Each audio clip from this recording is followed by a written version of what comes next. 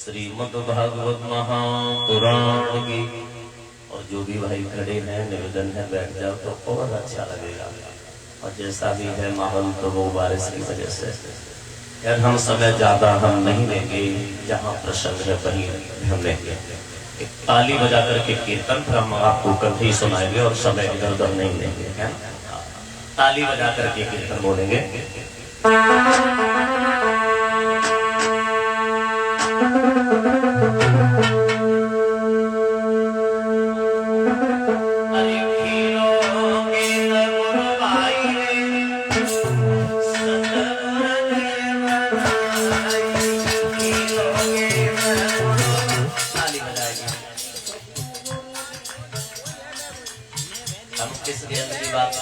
हम इस ज्ञान की बात नहीं कर रहे हैं, मैं भक्ति रूपी ज्ञान की बात कर रहा हूँ।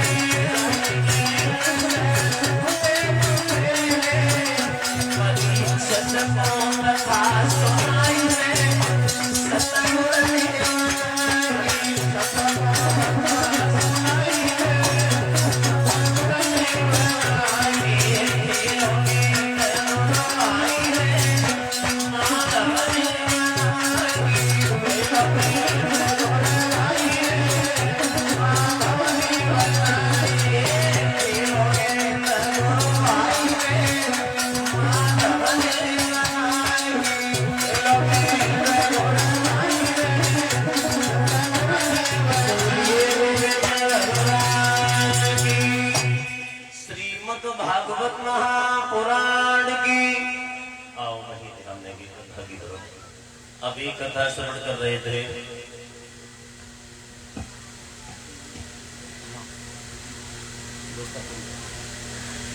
याद रखना मेरे भगवत श्रोताओं, त्रेता युग में जो प्रसंग आप श्रवण कर रहे हैं, भगवान श्री राम का अवतार क्यों हुआ बताया तो यहाँ तक जाता है। जब जब पापियों का बोलबाला होता है तब तब भगवान को पृथ्वी पर अवतरण होना पड़ता है। भगवान श्री राम आए, भगवान श्री राम का विवाह हुआ है मैया सीता के साथ में। अभी जो प्रसंग श्रवण कर रहे थे, आओ ये जान लेते हैं द्वापर में भगवान कन्हैया क्यों आए और कब आए, यदुवंश में आए। यदुवंश की जड़ कहां से पड़ी, आओ पहले ये जान लेते हैं। महाराज हुए हैं शुक्राचार्य। शुक्राचार्य की बेटी का नाम था देवयानी। शुक्राचार्य ब्राह्मण का एक शिष्य था बृहस्पति, जिसकी लड़की का नाम था सर्विष्ठा। एक बार सहेलियों को लेकर के देवयानी सर्विष्ठा सरोवर पर स्नान करने के लिए पहुंची है। स्नान कर रही थी तब तक भोले बाबा पार्वती मैया के साथ में भ्रमण करने के लिए जा रहे थे। और जैसे ही देवयानी की नजर पड़ी है, जवाब दिया सर्विष्ठा बहन, भोले बाबा जा रहे हैं, जल से बाहर निकलो। कहीं किधर आ गए और नग्न अवस्था में स्नान कर रहे हैं, पता नहीं भोले बाबा क्या बोले। सर्विष्ठा घमंडी लड़की थी, जवाब दिया डूबक लगा जाओ नारद, भोले बाबा निकल जाएंगे। ऐसा ही किया, जवाब दिया। जो साथ की जो लड़कियां थी उन्होंने तो डूबक लगा ली। देवयानी बोली हम डूबक नहीं लगाएंगे। अब भोले बाबा इधर ही आ गए तो फिर क्या होगा, चलो निकलो जल से बाहर। सब लड़कियों को जल से जैसे ही बाहर निकाला है सर्विष्ठा के साथ, तो देवयानी पर एक भूल हो गई। देवयानी ने सर्विष्ठा के वस्त्र पहन लिए, सर्विष्ठा ने देवयानी के वस्त्र पहन लिए। ये सर्विष्ठा ये राजा की लड़की थी, क्योंकि घमंड कभी करना नहीं चाहिए। घमंड परमपिता परमात्मा का भोजन प्रथम भोजन बताया है और कहा भी जाता है, अरे नैया मेरे तीनों चले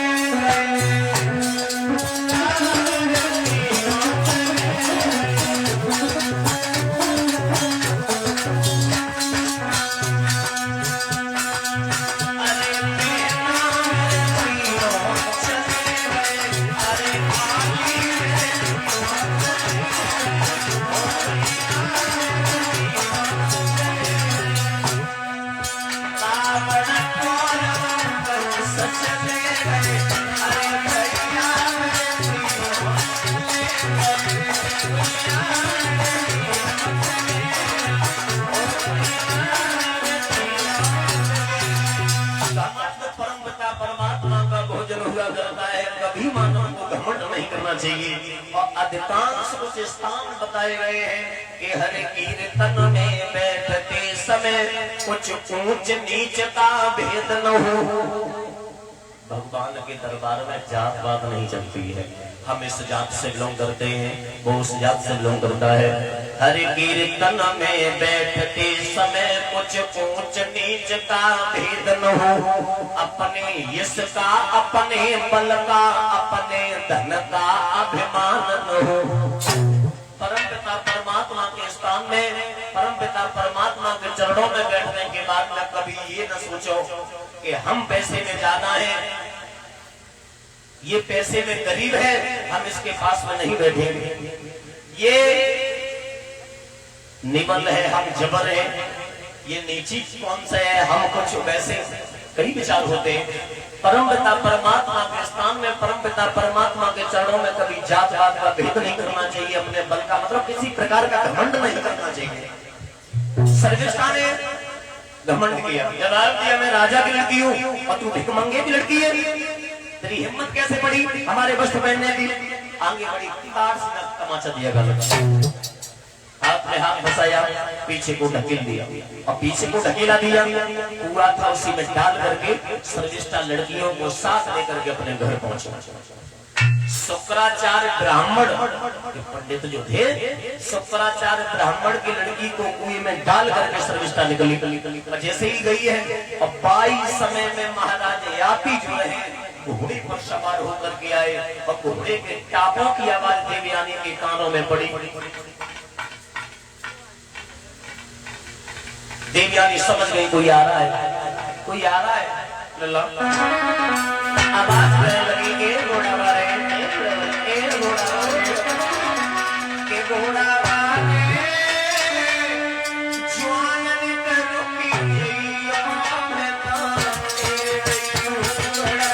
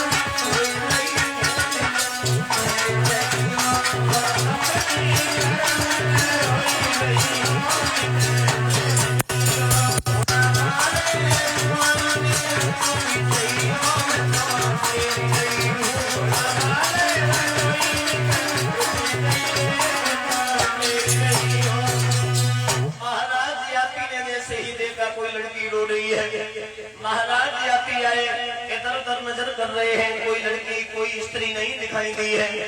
तो महाराज यात्री उस कुएं के पास से होकर के जा रहे थे और जैसे ही कुआ के पास से होके जैसे ही अल्लाह सोनू गुजरे वो तक की बात, तब तक फिर आवाज नहीं, रुक जाओ, ए घोड़ा वाले, ए घोड़ा वाले।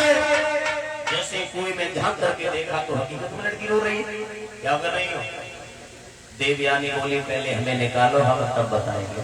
तो महाराज यात्री ने अपने पीताम्बर से उस लड़की को बाहर खींच लिया।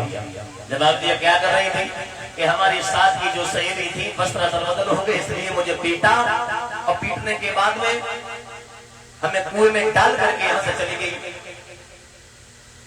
महाराज यात्री बोले, महाराज यात्री बोले ऐसी गलत लड़कियों की तुम संगत क्यों करती हो?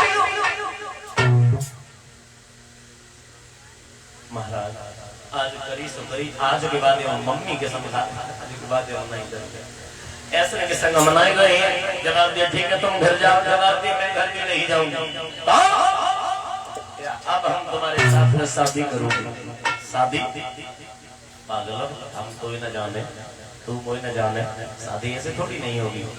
जब आप तो महाराज आज तक करिए हमारी कलाई नहीं पकड़ी और भगवान के समय तुमने मोई कलाई पकड़ के मोई खेचो है ना, तुम्हारी सुनो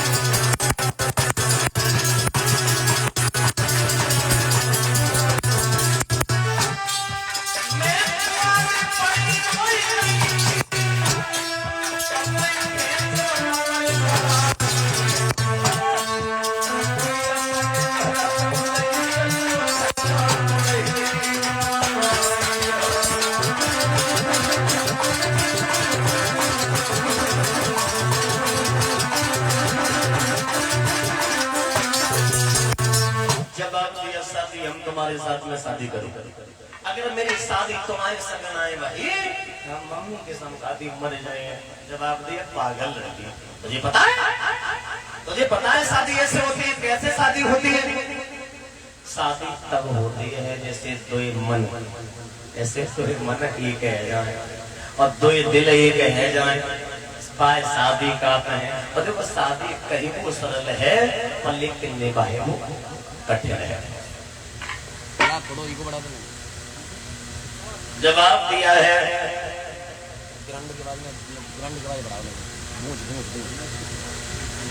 याद रखना मेरे भक्त श्रोताओं, जैसे ही इतने शब्द कहे हैं, जवाब तो महाराज तुमने जो कही है कि दो दिल एक मिल जाए, दो मन एक मिल जाए, बातें हम शादी गाते हैं तो आओ ना मिलाए ना। ये कैसे ऐसे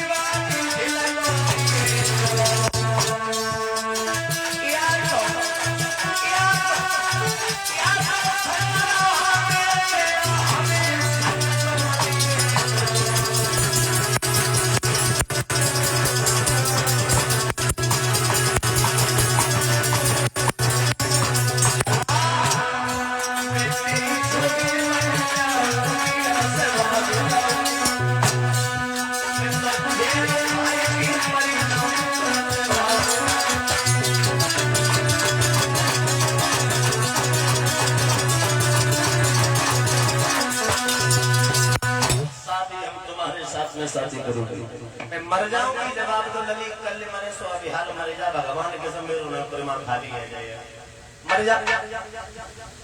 जवाब तो तुम्हें नेबू तो ना नेबू कल को ना जवाब तो मां काय को करो, हम कोई ना जाने तू मुझे ना जाने अब भला अलग बिल्कुल नहीं। हम तेरे साथ में शादी नहीं कर सकते, हम जा रहे हैं। जवाब तो ठीक रुक जाओ, एक बात हमारी सुने जाओ। देखो कचौटियाँ होती हैं वैसे लोग में आ जाती हैं, पैसा बात देखो हाँ ठीक है जिंदगी से तो मतलब वैसे लोग लालच हमारे पास आए, पर बात अच्छा है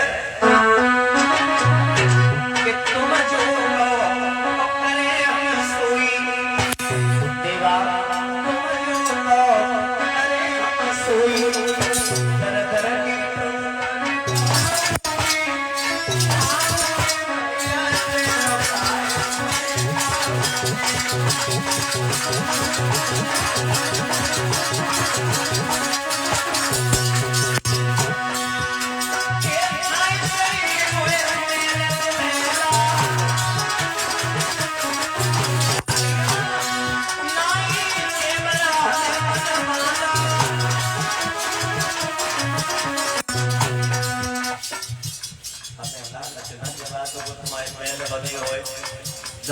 बनी हो भूसली जो बढ़िया डरी हो मम्मी के संभाव में तारू कर ली, पर बात जो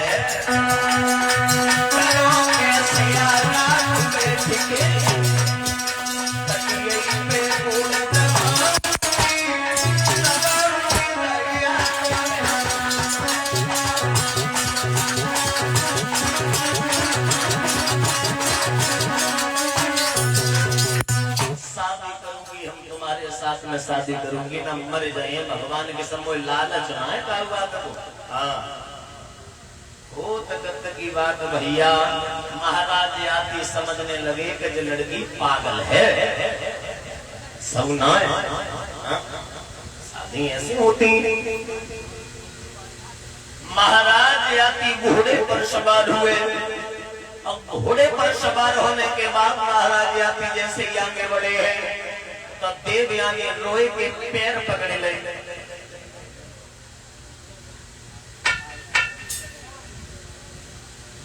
महाराज याती जो रहे, याती के पैर पकड़ ले, पैर, और पैर पकड़े हैं, जवाब दिया हम दो हाथ जोड़े, एक बात हमारी सुने जा, तुम जाए तो रहे हो, तुम जाए तो रहे हो, और जात जात वो जो मालूम तो हमारे संग पे आओ, अब नहीं करे, पर जात जात हमारी एक बात सुने जाओ। देवी आने कोई भी बोली है महाराज कि पाए छुड़ाए जानो और केवल जाने के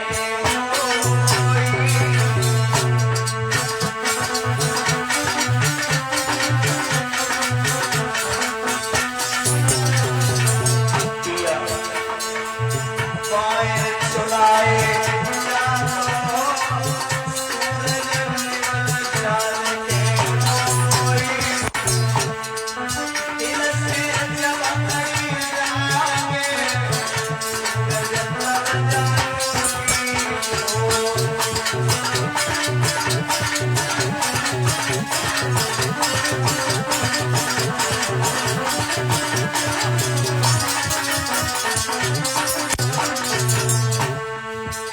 कभी ने कल्पना की है इस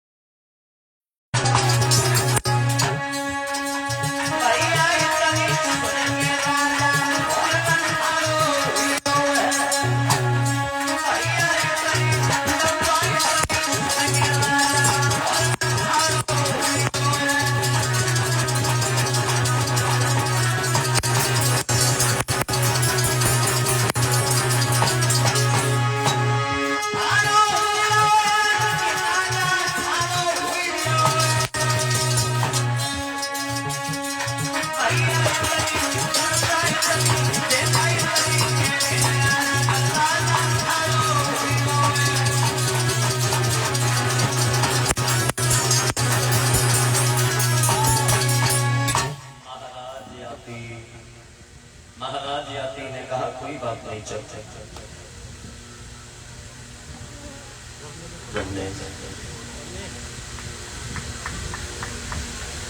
और श्रीमान दादा बड़े भाई हमारे परम मित्र भी है सिंधु यादव, आपके गांव के रहने वाले हैं,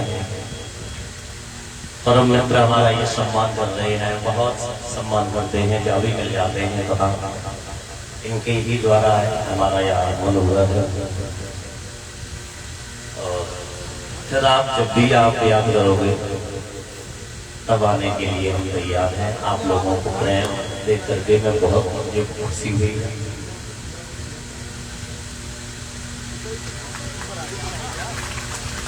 तारीफ बजाए दे गुरु जगत को सम्मान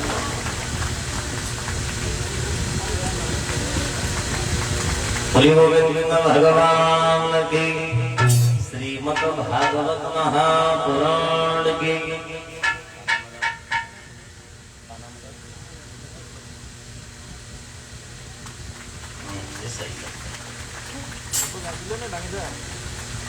और ये ऋषि भाई हमारा सम्मान कर रहे हैं, बहुत सुंदर मुकुट प्रदान किया है।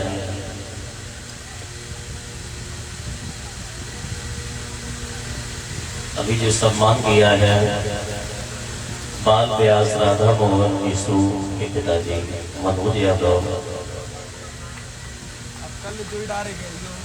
कल भैया को जो भी डाल के शाम को मुझे घर पर पहुंचे और बहुत सुंदर पीताम्बर दिया, सम्मान किया जाए। और भी जो सोनू मोनू भाई जो कल आए थे वो भी घर पहुंचे। मतलब छोटी मोटी देखो, सुबह को भूलो संध्या को लौटे आएगा, भूलो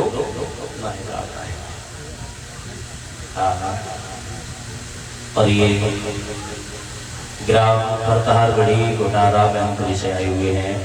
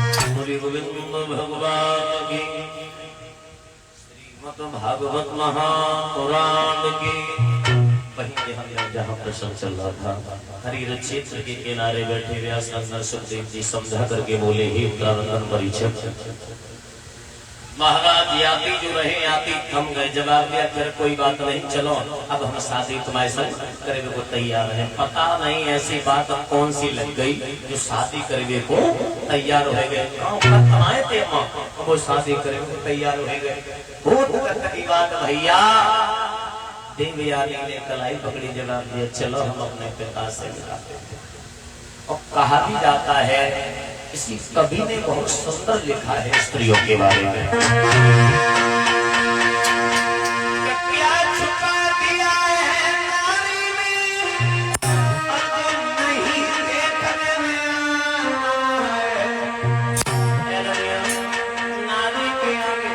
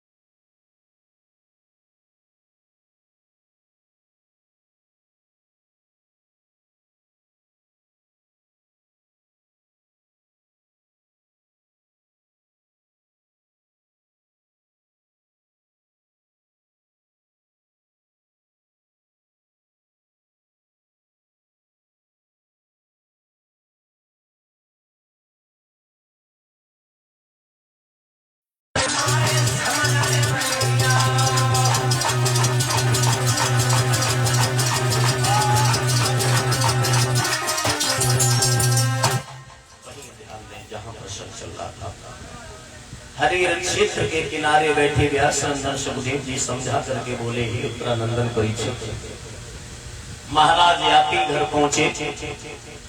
जैसे ही कहा है, देवयानी ने सारा हाल बताया, हम इनके साथ में शादी करेंगे। महाराज शुक्राचार्य ब्राह्मण ने शादी की है महाराज यात्री के साथ, यात्री के साथ में शादी की है। और शुक्राचार्य ने अपने जो शिष्य बृहस्पति की जो लड़की थी सर्वेष्ठा, उसे दंड दिया कि दासी के रूप में पूजाएगी। तो महाराज यात्री घर पहुंचे, एक महल में सर्वेष्ठा, एक महल में देवयानी। एक समय की बात है,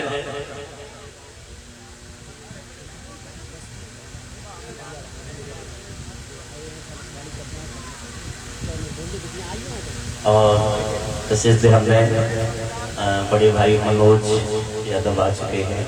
नेताजी एक बार सम्मान के लिए स्वागत के लिए ताली हो जाए, बहुत सुंदर, सब लोग हो जाएंगे। और कलश वाली कन्याओं का सम्मान करना चाहते हैं, कलश वाली कन्या बाहर निकल आए और जो भी सम्मान है वो सम्मान आप ग्रहण करो। सर्वेष्ठा एक महल में ठहरी, दूसरी महल में देवयानी ठहरी। एक समय की बात है, महाराज यात्री शिकार खेलने के लिए गई। जब शिकार खेलने के लिए गई, कोई शिकार नहीं मिली, घर वापस लौट के आ रहे थे, तब तक सर्वेष्ठा की तरफ नजर पड़ी। सर्वेष्ठा ने यात्री को देखा, यात्री ने सर्वेष्ठा को देखा, तो या सर्वेष्ठा ने यात्री को बुला लिया। जवाब दिया, महाराज आपसे मेरा एक सवाल है, मुझे ये बताओ कि दूल्हे के ससुराल में जो सामान मिलता है ललाट रूपे, उसमें हक का एक को होता है? दूल्हे को होता है, दूल्हे का होता है। अरे तो ससुराल से मैं भी आई हूँ, क्या हम पर हक नहीं है? महाराज यात्री खड़े के खड़ी रह गए। जवाब दिया, मेरी इच्छा है पुत्र प्राप्ति, क्या हमारी गोद नहीं बढ़ सकते? जवाब दिया, बिल्कुल। तो कौन सा समय था और कौन से समय पर खड़ा कर दिया? जिसको कहते हैं दुनिया की मार झिल जाती है, पर लेकिन रूपी समय की मार कभी झिलती नहीं है। याद रखना, कभी भी अपने घर में जो घड़ी होती है, दीवार घड़ी, कभी भी बंद अगर घड़ी पड़ी है घर में तो कभी भी रखनी नहीं चाहिए। या तो काफी सेल करवाए दो, और भी अगर जो भी मतलब बिगड़ जाए तो समरवाए दो। जैसे अगर नहीं समझ रही तो बाय। और कुछ लोग तो ऐसे हैं सालों साल बंद घड़ी हाथ में बांधे रहते हैं, अशुभ है। अब देखो दूसरे की बात छोड़ो, हम आपको समझाएं। हमारे खुद आचार्य जी 1.5 साल हो गई बंद घड़ी,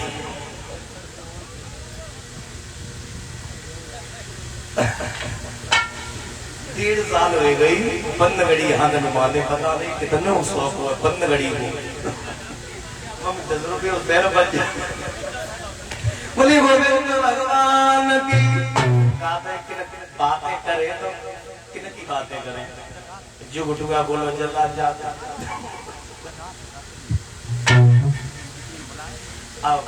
क्लस वाले बेटिया जो भी है वो व्यास जी के पास आ जाए, भैया सम्मान करना चाहेंगे। निकलिए, खड़े हो जाओ भैया। बहना जिन जिन बहनों ने कलश भराया है वो खड़ी है जाए।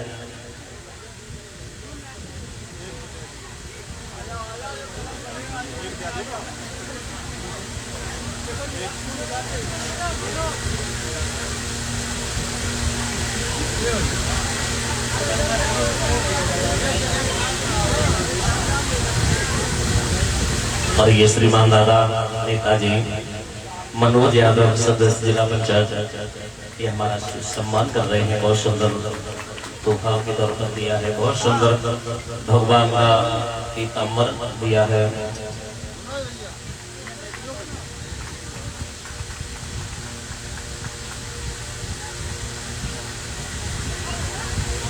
और कलश वाली कन्याओं का भी सम्मान कर रहे हैं और शादियों का भी। बोलिए गोविंद भगवान की। आज समय कम है इसलिए हमने थोड़ा अपनी जल्दी कर रहे हैं। तो महाराज यात्री उस दिन से आना जाना रूपेश प्रारंभ हो गया। जब आना जाना प्रारंभ हुआ है तो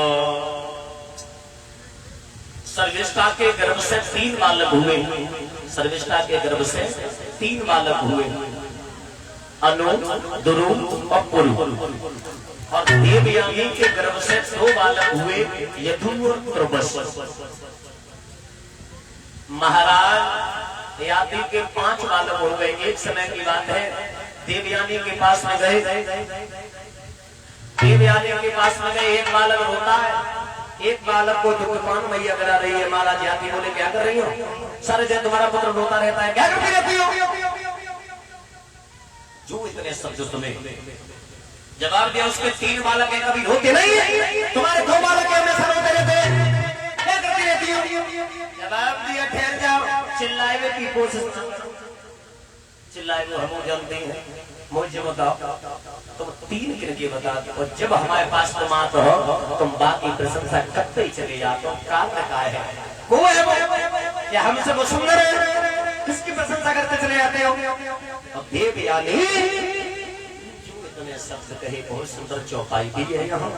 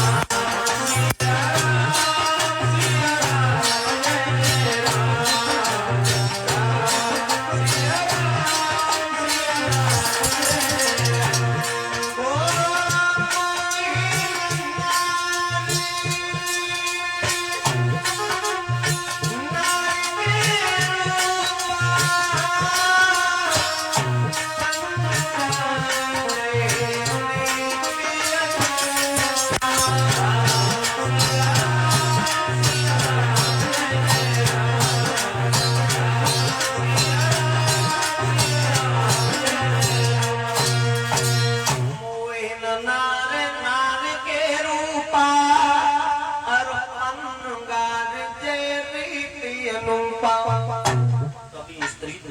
किसी स्त्री की सुंदरता देख करके मोहित नहीं होती। कि नहीं, महाराज याति के 5 पुत्र हुए हैं। महाराज याति का पुत्र जो था यदु, हमारा यदुवंश जो प्रारंभ हुआ है यदु से प्रारंभ हुआ। कहां से हुआ? यदु से प्रारंभ हुआ।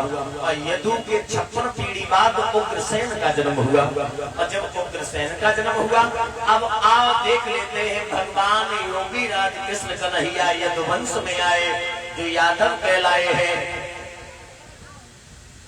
56 पीढ़ी के बाद उग्रसेन का जन्म हुआ है।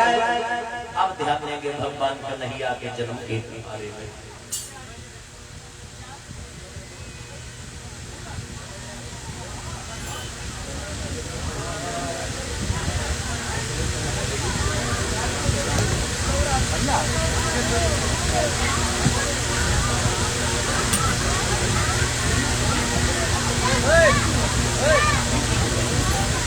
बोली गोविंद भगवान की।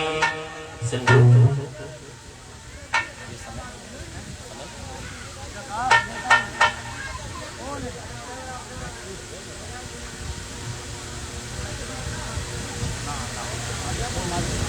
शांति बना रखे और बहुत अच्छा स्वभाव है बड़े भाई का।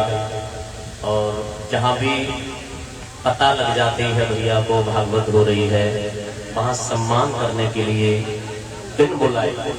जरूरी नहीं ऐसी जगह पर कथाओं में तो भगवान के दरबार में निमंत्रण हो तो भैया भगवान के दरबार में जाओ। बहुत अच्छा, एक बार और ताली हो जाए भैया के लिए। बहुत सुंदर, बहुत सुंदर। शांति बना रखो। श्रीमद् भागवत कथा के इस पावन पवित्र गांव नवखरी में उपस्थित हमारे सभी रिश्तेदारों, आप सबको सादर प्रणाम। सभी भाइयों को